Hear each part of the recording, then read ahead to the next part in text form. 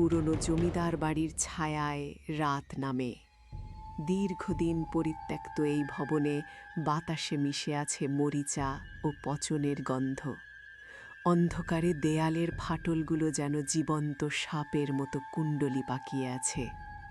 একা একা আশ্রয় নিয়েছে রাহুল ভয়াবহ ঝড় থেকে বাঁচতে। প্রথমে মনে হয়েছিল নিরাপদ এই স্থান, কিন্তু রাত যত গভীর হয় ততই নিঃশব্দতা কানে ভুয়ো ভুয়ো শব্দ তোলে। মধ্যরাতে হঠাৎ শোনা গেল শিশুর কান্না, কিন্তু চারদিকে কেউ নেই।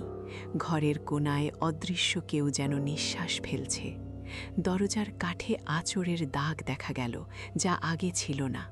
রাহুলের হৃদস্পন্দন বেড়ে যায় যখন বুঝতে পারে অদৃশ্য এই উপস্থিতি ক্রমাগত তার দিকে এগিয়ে আসছে, ঠান্ডা স্পর্শের মতো বাতাসে ভেসে আসছে।